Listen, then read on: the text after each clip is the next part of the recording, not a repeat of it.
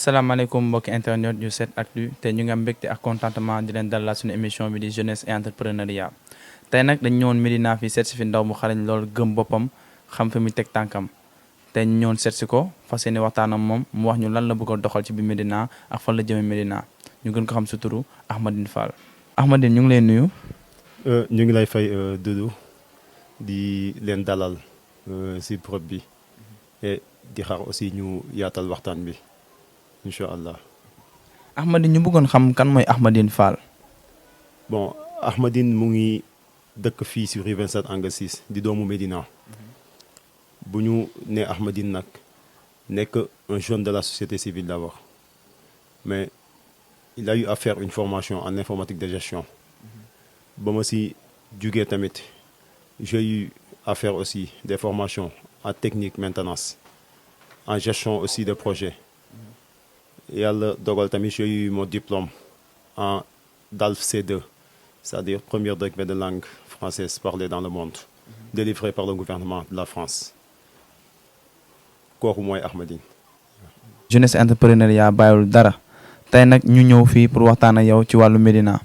tout d'abord ñu bëggoon xam Ahmadine nan ngeen def ba seen parti politique boobu ngeen créé ko parce que yombul nga nekk Médina bëri na parti politique yu fi nekk bëri na leader yu fi nekk ngeen créé loo xamante ne tey ji jeunesse bi ñu ngi leen ñëw wuyu ba ngeen am lu ngeen di yóotu.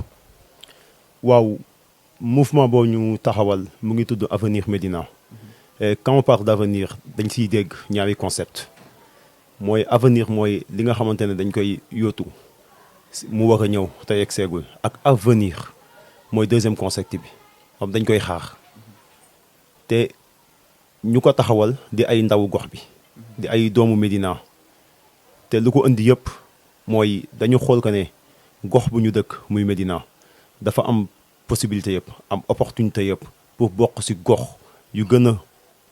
am solo ci wàllum meññante ci wàllum économie fii ci Sénégal waaye yu ci bëri dafa sooxee loolu moo taxoon ñu ne nag jot na nag ñun jeunesse bi ñu créer lu ñuy wax un dynamique jeune dynamique jeune boobu day composé quel que soit des jeunes intellectuels wala corps d'activité wala de métier boo munti nekk mais ngay boroom xel mu sell ba après conscient du système c'est-à-dire de ce qui se passe ba mën a ràññee fi ngay teg sa tànk ba kenn du la jënd mooy maanaam lu ñuy wax achat de conscience boo xoolee base wu avenir bi loolu la moo tax daal ñu ne woon danañu jukk dem partout avant sax ñuy lancé wu du jëm ci wàllum politique on était d'abord un mouvement waxtaan ak dëkkandoo yi waxtaan ak suñuy moroom yi nga xamante ne ñoo nekk Médina ne leen nag ñun la jeunesse on a droit à notre chance on a droit toog ci table ci instant de décision yi fu ñuy jëlee décision yi pour sooru jeunes yi fu ñuy jëlee décision yi pour sooru population bi ñun ñu bokk ci représenter cette jeunesse là loolu daal en grosso modo moo waral ñu créer mouvement bi ñuy wax Avenir Médina. D'accord Ahmadine ñu gis ne que bi ngeen créer mouvement bi ba léegi yaa ngi wax projet yi nga xamante ne moom ngeen fas yéene waajal mais depuis boobu ba léegi est-ce que yéen a ngi dugg ci waa Médina di waxtaan ak ñoom di leen soññ wax leen yéen li ngeen bëgg pour ëllëgu Médina. waaw tooguñu depuis un temps ñu ngi wàcc sur le terrain di waxtaan parce que olof day naan boo bëggee dara foog nga def dara waaw te dañu xam les maux dont souffre cette société métit yi nga xamante ne société bi ñu ngi koy jànkoorteel bëccëg guddi ak bëccëg moo tax chaque fois dañuy sol suñuy dàll dugg sur les coins les plus reculés de la Médina waxtaan ak mag ñi waaye waxtaan ak aussi ndaw ñi waaye suñu combat day porté wu de plus ci ndaw ñi ak jigéen ñi parce que boo xoolee développement de la femme développement des jeunes fu mu amee rek kër yi man dina mën a neex waaw moo tax tooguñu ñu ngi créer des cellules partout à la Médina on a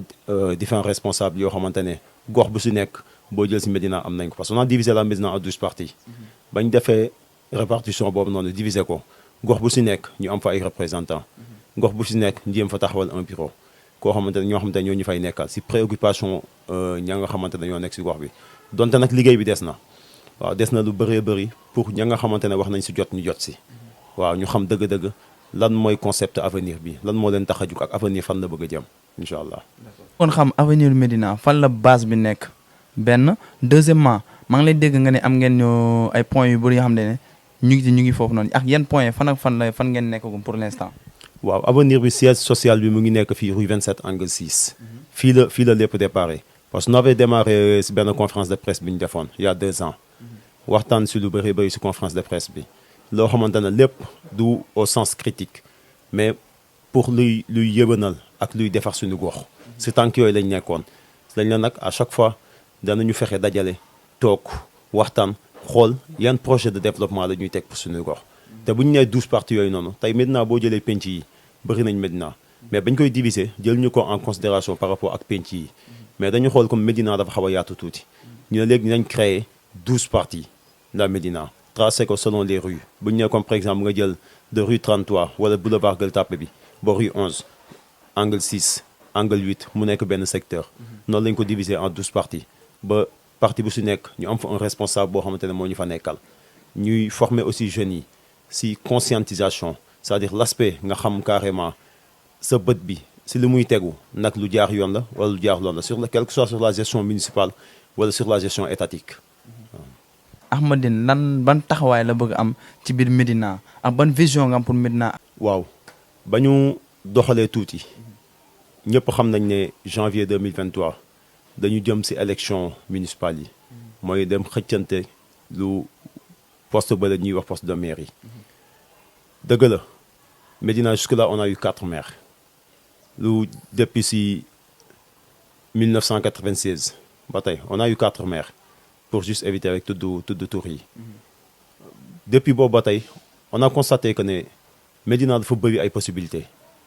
parce que bëri na loo xamante ne dina développer gox te nekk si gox mu ngi si Médina ñàkku fi maintenant infrastructure yëpp am na fi y a des marchés yoo xam ne ñu ngi fi zone industrielle bi mu ngi fi mais dañu xool que ne tamit si beneen côté bi Médina même ba si infrastructure yooyu noonu dafa manqué parce que bu ñu nee le maire il est le premier représentant de l'État si biir gox léegi maire boobu noonu c'est-à-dire il n'hérite pas d'une commune de construction d'infrastructures mais au contraire d'amélioration des conditions d'accès aux services de base maanaam yu si jëm si wàllum hôpital wàllum école bokkul si compétence maire yi mais il y a ce qu'on appelle des compétences transférées non transférables yi nga xamante ne état daf ko jox ko ñeneen mais le maire il est le représentant de la commune yu si bëri dafa wax di améliorer infrastructure yooyu nga xam ne moo fi nekk yu si mel ni su jëm wàllum école yi comme ni ma wax léegi mais ñu xool ko ne Médina dafa des si ginnaaw par rapport ak loolu parce que kuy xool te wax rek waxoo par far waxoo par dara gis que ne loolu dafa manqué Médina maintenant on n'a pas une école d'excellence école yi fi nekk on détruit des écoles pour en faire autre chose dañuy dem dagg supermarché pour def ko pour dagg école pour dem def ko supermarché école su Mbéndiougne bu nekk fii à côté bientôt maa ngi dégg ñu dañ koy détruire donc dafa bokk si des choses yoo xamante ne te pourtant on dit que l'éducation est le premier socle de développement d'un pays njàngum xale yi pour ëllëg ñoom ñooy développer ñoom développer dëgg dañuy naan la jeunesse est l'avenir d'un pays et pourtant on constate que les femmes et les jeunes constituent près de 70% de la population et pourtant cette population n'est pas représentée au niveau de l'Assemblée nationale au niveau du gouvernement qu'au niveau du conseil communal et ñàkk représentation ñu am si instance yooyu yëpp ma la wax mooy indi leurs préoccupations les questions de scolarisation d'emploi et d'accès au crédit ne sont pas comprises loolu moo koy indi moo tax bu ñu toogee nag gis que ne carrément loolu yëpp manqué na ñu ne ñun jeunes yi on a notre place dans les instances de décision war nañ mën a toog parce que bu ñuy wax un leader wala un dirigeant ñun soxlootuñu un dirigeant qui n'a pas de vision on a besoin d'un maire d'un dirigeant qui a une vision claire une vision d'avenir capable d'élaborer des projets de développement yoo xamante ne population am ñoo siy bénéficier wu mais aussi de respecter les normes yi nga xamante ne mooy tënk projet te bu ñu nee normes yooyu noonu mooy respecter les principes fondamentaux pour taxawal des projets communaux que ça soit des principes de bonne gouvernance des principes de responsabilisation des principes de transparence des principes de contractualisation des principes de subsidiarité des principes de respect des normes sectorielles des principes de durabilité mais aussi une approbation du processus par le conseil communal mais aussi le plus important par la population bu fi nekk te ñu ngi siy dégg ne population bi nga xamante ne moo fi nekk képp koo xamante ne te loolu boo xoolee ñun moment bu ñuy ñëw nii dañu ñëw à un moment pour relever, c'est-à-dire un défi. Moi, parce que xam nañ ne toute décision dafay poser wu sur la décision populaire. Parce que la décision populaire prime sur toute autre décision. Li ñu siy déggee mooy la souveraineté appartient au peuple. te foo génn si gox yi Médina yi yaa ngi dégg tout le temps nit ñee ngi jooy nit ñee ngi wax lii te lu ñu gën a ñor aussi mooy l'employabilité des jeunes, l'éducation des jeunes, l'entrepreneuriat des jeunes. Parce qu'on a compris une chose, l'État du Sénégal ne peut pas donner du travail à tout le monde. Léegi quand on dit nag le maire c'est le représentant de l'État si gox bi parce que loolu moo tax ñu créer communes yi État mënul am accès fépp. Léegi ce maire là il doit être capable d'avoir une vision d'avenir, d'élaborer des projets de développement. Et quand on parle de projet de développement, on parle d'entrepreneuriat. C'est-à-dire l'auto-employabilité. État mënul joxe, privé bi, ça manque. Léegi, mais la commune, il crée des opportunités d'emploi pour ces jeunes-là. Former-les à l'entrepreneuriat. Et nous allons faire ba loolu noo nekk une réalité dans notre commune. Parce que nous avons un programme, c'est-à-dire un programme qui traduit une vision réaliste et réalisable aussi pour notre commune. mun naa ne loolu moo ñu tax a jóg am yéene incha allahu dem jogante ji ñàkkante ji li nga xamante ne mooy poste de mairie bi nekk le candidat de la jeunesse. sànq wax naa la ko nee naa la pour élaborer un projet faut respecter les principes d'élaboration d'un projet dafa am solo maa ngi lay wax les principes de contractualisation waaw de responsabilisation daf si am solo parce que contractualisation boobu noonu boo xoolee moo indi tout ce problème là te lu koy indi mooy ne pas avoir une vision d'avenir au profil d'une personne. Moi j'aurais bien aimé le chantier yegg doomu Médina yi bénéficier aussi mais boo gisee je ne vais pas parler du collectif des jeunes yu génnoon di kii sincèrement je ne vais pas entrer dans ce domaine là mais quand même on peut voir que ne ñoom aussi ku suy jug di kaas da ngay kaas parce que terrain Jaraaf doomu Médina yi ñoo ko moom terrain Jaraaf moo mag sax suñuy maam lay wax dañ judd fekk ko fi donc c'est un terrain boo xam te c'est un espace public dédié au loisir des jeunes ñu war si profiter bénéficier aussi sur tous les côtés moo tax ça pourrait être en fait d'une autre façon jéem a xool maanaam la signature du contrat comment ça se passe la construction du terrain moderniser ko comme li nga wax changer les choses ba mu nekk loo xamante ne askanu Médina dinañ si gis seen bopp aussi commune bi dana si gis seen bopp mais keneen kuy ñëw aussi quel que soit école de football lay doon wala centre de formation mu mën see gis boppam ça peut être plus large mais quand même bon de suñuy projet yëpp wala suñuy programme yëpp dañuy joxe voilà y a des choses yoo xamante ne on retient parce que on a des projets pour ça waaw boo xoolee suñuy programme définir nañ ko foofu noonu très clairement du jëm si wàllum waxuma sax terrain bi mais du jëm si wàllum école Médine bi waaw ba képp koo xamante ne wéet nañ ak yow ba waxtaan si ak yow génne la programme bi teg ko di nga gis que ne lii bis bu amee bis bu ñu jotee mairie bi doomu Médina yëpp dinañ kontaan. fonds financièrement bi fan lay jógee. bon tout début est difficile. C'est bien vrai que bu ñuy débuter sincèrement ça a été difficile. Et jusque-là il y a des choses qui manquent. Mais quand même on est entouré de jeunes engagés. Parce que quand on parle de conscientisation, c'est-à-dire c'est un processus qui exige une communauté, maanaam une véritable communauté de pratique réflexive et engagée. Waaw quand on parle de quelqu'un qui est conscient, la conscientisation ça tire vers ça. waaw un processus boo xamante ne dafay teg benn collectif des actions et des réflexions ñett yooyu foog mu ànd ak conscientisation léegi quand on tire vers ce groupe là wala quand on composé des gens yoo xamante ne dañu am gëm-gëm boobu même lu jafe woon day mujjee yomb parce que la plupart du temps les gens nous posent la question kan moo nekk si ginnaaw booy yi waaw parce que booy yi la ñuy wax c'est comme ça que nous appellent voilà mais la question elle est simple amul kenn ku nekk suñu ginnaaw en tout cas ce sont pas suñu adversaires politiques yi fi nekk non du ñoom y a personne ñun ñoo toog waxtaan réfléchir sur le concept génn ça a été difficile mais quand même on a pu se débrouiller dañuy naan ndimbal na say fekk loxoy borom ñun on a dépassé des fonds teg ko mais aussi am na yeneen jàmbur yoo xamante ne di ay jàmbur yàlla di ay doomu Médina que ça soit ici à l'intérieur du pays, à l'extérieur. Sincèrement, dañu gis le combat. Ils sont adhérés. Et aussi, ils ont apporté leur aide. Il y a d'autres aussi qui ont promis leur aide. Et sincèrement, c'est la bienvenue. Parce que c'est un combat commun. C'est le combat de tout le monde. C'est le combat de la jeunesse. C'est le combat des Médinois. Parce que loolu rek moo ñu ñor. Ay doomu gox bi lañu fii lañu juddoo. Donc, provenance fonds yi, ça ne vient pas de monsieur diw wala monsieur keneen. Waaw. Ça vient proprement de nous.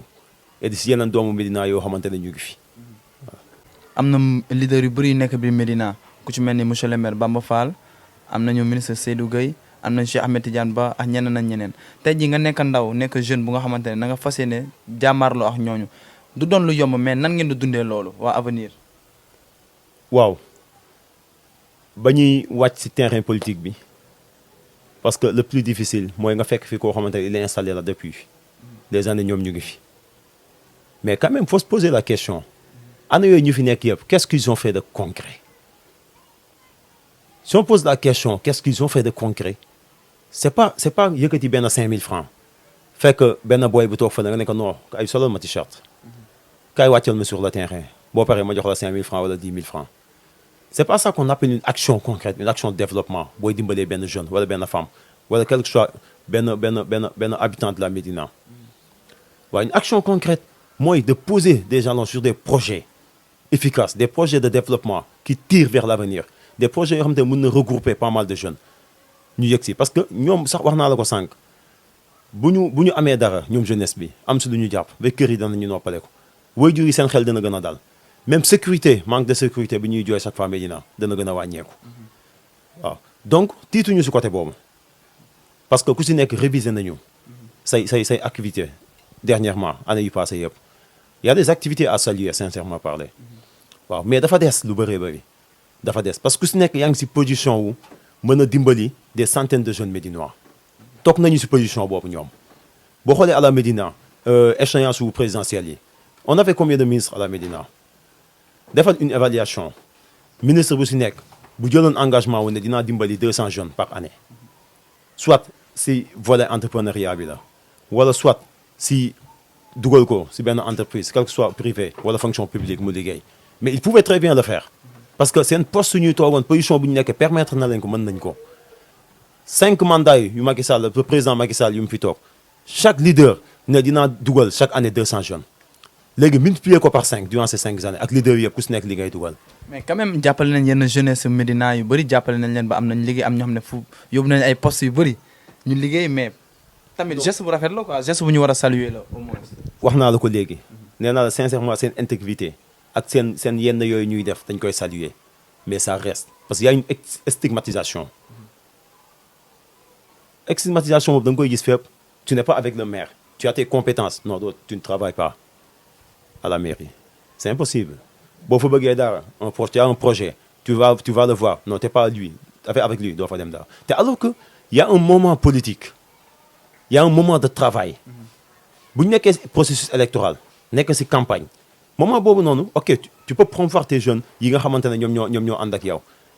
établir des projets pour eux waxtaan ak ñoom mais moment boobu bu jàllee ba ñu fal la wala teg la ci poste mais tu es là pour tout le monde waaw tu es là pour l'homme c'est là la vraie démocratie waaw parce que base démocratie dëgg loolu la faut accepter tout le monde au moment que politique jeex na mais éviter tout le temps toute une année d'être en politique et malheureusement c'est ce que nous vivons ici à la Médina tous les 5 ans dañuy dund politique voilà kii bu def candidat bi bu defee lii non bu defee concert y a l'autre tamit day def concert bu defee sabar keneen ki day defar sabar bu defee leneen keneen ki da koy def ça se passe toujours comme ça c'est une réalité te sincèrement kuy wax dëgg gis nga ko à la Médina surtout les vendredis les samedis de la Médina on voit qui a organisé ça c'est le candidat diw wala c'est le leader diw et de l'autre côté kan moo fa nekk ñu ne la c'est diw c'est bien beau dëgg la kontaan nañ bu baax suñuy utal les jeunes parce que ñun loolu moo ñu tax a jóg gis que ne jeunes Médina yi am na si duñ jàpp téye nañu si dara mais le stigmatisation bu ma la wax maanaam fii laay yem fii laay defal ñii la non koñ bi nii du sama kii parce que leader sangam moo fi implanté wu non c'est pas ça le développement te bu ñuy wax conscientisation mooy jeunes yi si loolu la ñu war a yeewu mooy c'est-à-dire l'achat de conscience bañ ko la takk buum si baat di la xëcc fu mu la neex tu sois conscient de la décision que tu prends même du moment que ngay dugg si bureau de vote pose-toi la question kii may voter pourquoi ma koy voter qu'est-ce qu'il a fait de concret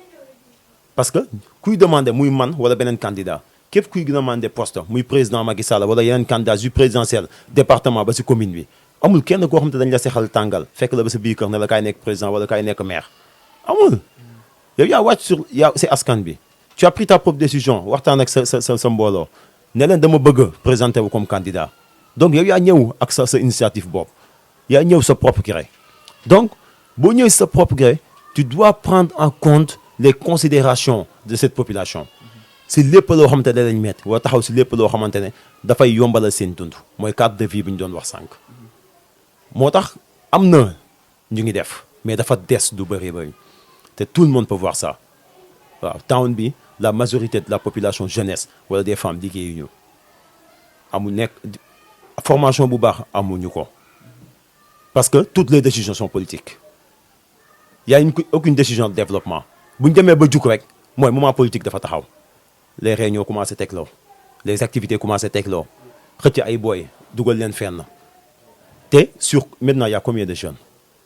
on a une majorité jeune à la Médina nga xëcc benn 10 jeunes 20 jeunes nga ne woy utal naa jeune Médina yi liggéey amul benn leader yi boo may wax mu konteel ma plus de 20 jeunes yoo xam ne utal na leen liggéey gis nga dama lay wax benn secret Doudou gis nga Sénégal achat de conscience boobu moo ko yàq depuis le temps du président Senghor oui parce que le dirigeant lui il s'enrichit si xaalisu population bi léegi moom habitant de ce pays wala si biir commune bi il voit pas wala dañuy fatt ay bëtam si lan parce que mu ngi lay jox benn 50 000 te alors que c'est l'argent du contribuable la lay jox il s'investit lay wax c'est-à-dire c'est un business plan qu'ils ont mis en place ok je vais m'investir sur la population joxe 10 000 joxe 20 000 joxe 30 000 joxe 50 000 ok je vais voir benn groupe de femmes je vais leur donner 3 millions 4 millions seen mbooloo ok je vais voir des groupes de jeunes dinaa leen jox te alors que tu ne te soucies même pas est-ce qu'ils ont la formation requise pour gérer xaalis boobu nga leen jox après xam fan la ñuy mujjee non diw moo lekk xaalis bi diw moo lekk xaalis on a vu des exemples à la Médina du dem alors à la place pourquoi tu ne suis pas de l'avenir de ces jeunes utal leen formation ba ñu mën a gérer projet yi nga leen jox waaw c'est ça le développement kooku mooy jiit bi nga xamante ne day soucier wu mais au contraire il se soucie si poste bu ñu war a dem toogi ci léegi nag poste boobu noonu bu ñu fa waree toogi mais forcément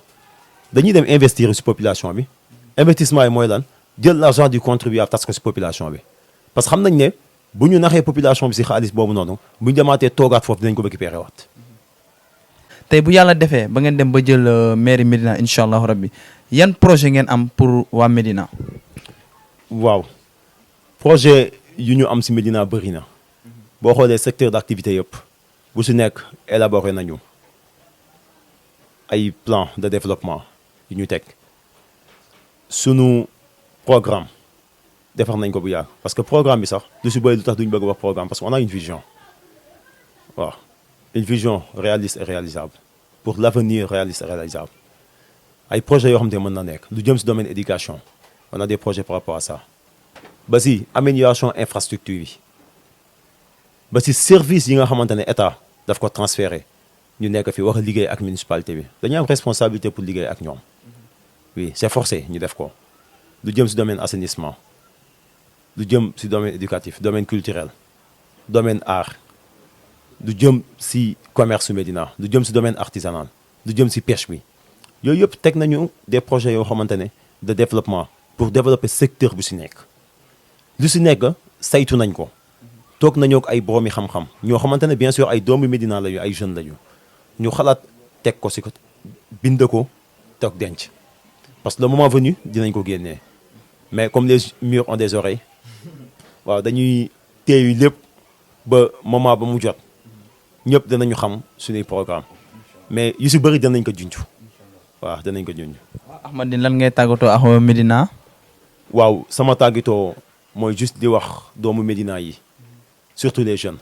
nañ dem uti ji carte pour mën a voter ibbi nañu bureau yi fii si stade Iba Mar Diop ku si ñëw tamit boo ñëwee nañ la yaatalal wan la fan ngay jaar ba mën a munir de ta pièce d'identité bien sûr ñi nga xamante ne non inscrits lañ sur la liste électorale ak ñi nga xamante ne mësuñu am carte d'identité te mat fi voté dañ leen di ñaan nañu dem voté ji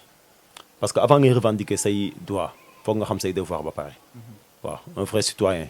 day xam ses devoirs balaa ngay revendiquer tes droits loolu mooy défaut bu ñu bëri te say devoir mooy nga dem uti ji carte d'identité le moment venu nga dugg si biir bureau yi voté ñu reconnaître la comme un citoyen parce que ku dëkk si gox noonu ngay def beneen bi tamit ñu ngi woo doomu Médina yëpp di woo suñu pap yi di woo suñu yaay yi di woo suñu frères yi di woo suñu sœurs yi ñu ñëw ensemble porter ce combat vers la victoire du 23 juin du 23 janvier 2022 ñu jël municipalité bi depuis 1996 mun naa ne ay pas ñoo fi nekkoon di ko yor waaw ñoo xamante ne mën nañ ñoo jur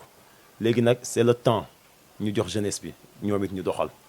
ñu xool le changement dina am wala du am te am nañu yaakaar ne bi ñu ko joxee changement dina am incha allah. ngeen tàggatoo waa 7actu.